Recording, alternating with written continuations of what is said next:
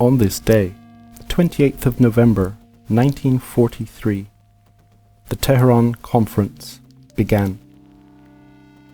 This conference would last only a few days until December 1st.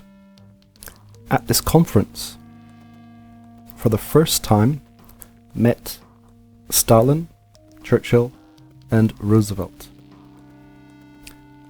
Tehran is a little bit out of the way, one would think. However, Stalin did not like to be in territory that he did not control. Of all the conferences during the war, of which there were many, he only attended Tehran, Yalta, and Potsdam. In all cases, those places were occupied by Soviet troops. In 1941, just as the Germans began to invade the Soviet Union in Operation Barbarossa, the British and the Soviets decided to occupy Iran between them. The Soviets came from the north, from modern-day Azerbaijan and Turkmenistan.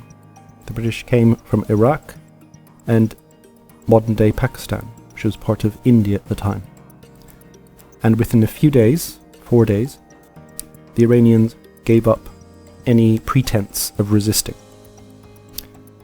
The pro-German Shah was exiled, and his son, the Shah who was overthrown in 1979, Pahlavi, was put in his place. So Tehran was at this time being occupied by the Soviets. The conference in Tehran followed very soon after the conference in Cairo, in which Roosevelt, Churchill, and Chiang Kai-shek had met to discuss the war in the Pacific. China at this time obviously needed as much help as it could get. The Japanese were bogged down in China, but they were invading all parts of Southeast Asia and the Pacific. They were threatening Australia and India. What Churchill and Roosevelt needed was for the Chinese to go on an offensive. But China wanted as much as they could get from the Allies before they would commit to this. After Cairo, Churchill and Roosevelt went to Tehran. This is where they were going to have the big conference with the big man himself, kindly old Uncle Joe. Most of the conference took place in the Soviet embassy in Tehran. And through various tricks, Stalin got Roosevelt to come and stay at the Soviet embassy. I'm sure there were some recording devices in his rooms. But once there, this is where the conference began. The main subject of this conference was the Second Front. The Americans had wanted a Second Front in 1942. Churchill said they weren't ready, and he aimed for 1944. And Roosevelt had demurred and agreed. So here they were telling him that they would start the invasion of Europe in 1944 May. It actually took place in June, but not too far off. Stalin agreed that he would simultaneously begin a massive attack on the Eastern Front so the Allies could get onto the beaches and liberate France. Operation Bagration, which was one of the most fantastic Soviet offences during the war, almost destroyed Germany, but not quite. That was in 1944. They also discussed Turkey and Iran. Obviously they were in Iran, and they were a little bit embarrassed, I suppose you could say, being the great defenders of the small powerless states who'd been overrun by the Germans, and they themselves had done the very same thing to Iran.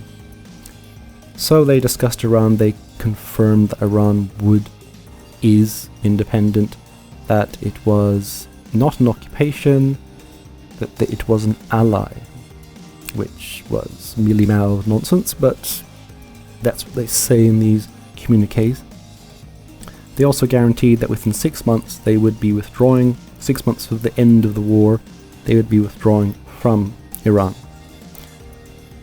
Turkey, they wanted to join the war, but the Turkish president was not budging. He did not want to become involved. I'm pretty sure towards the beginning of the war, there were people trying to pressure him into joining the Axis, and he would have been a very valuable ally to the Axis, just as now he would be a very valuable ally to Turkey, to the Allies, sorry. So this was the second big thing. They wanted Turkey to join the war in 1944, attack through the through the Balkans, sorry. They also discussed operations in Yugoslavia, supporting Tito basically. They wanted to send him more support, help him destroy the Germans in the Balkans. And there was also Japan. Japan was a secondary part of the war, but it was important nonetheless. It was here that Stalin agreed that he would join the war with Japan once Germany had been defeated. Stalin also managed to get a commitment that Poland's borders would be moved westward. Roosevelt left the meeting at this point because he didn't want to anger Polish Americans, and so I suppose he left and had a cigarette outside and pretended it had nothing to do with him. But what they'd said at the meeting was they agreed in principle, but this wouldn't be formalized until the end of the war, which was at Potsdam.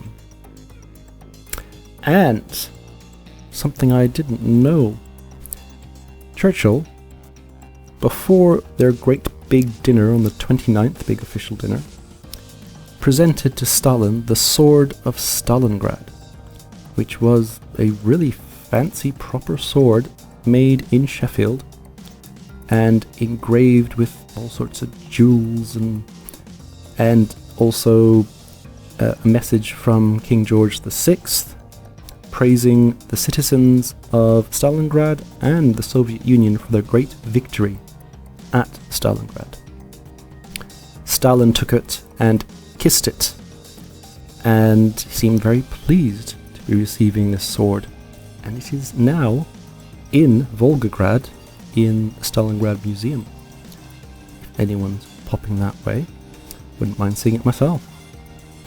At this dinner, Stalin apparently said they should kill 50 to 100,000 German officers after the war is over, just so they can prevent another world war. Roosevelt joked back and said, "Oh, wouldn't 49 be enough?" Churchill apparently stormed out, saying that the idea of shooting men just for fighting for their country was abhorrent. Very upset. I'm quite impressed, because he didn't seem to have any problem dropping bombs on civilians, but he didn't want to kill men who were just fighting for their country. Quite good. Stalin went out and apparently apologized and said it was a joke, brought him back in, but you know that's probably not a joke, considering Stalin shot twice as many of his own officers. So what would stop him from shooting German officers? So, at the end of this meeting, things were in play now. The Western Front was already planned, and Overlord had already given a name, Overlord. Turkey was to be enticed. Iran had been given guarantees. Yugoslavian opposition, Tito, would be supported. Japan, well, the Soviets had agreed to come into the war at the end of the German war. Poland's borders were moving. This was Tehran. On this day, the 28th of November, 1943, the Tehran Conference begins. If you like these videos, come back for more tomorrow. Like, subscribe, and comment.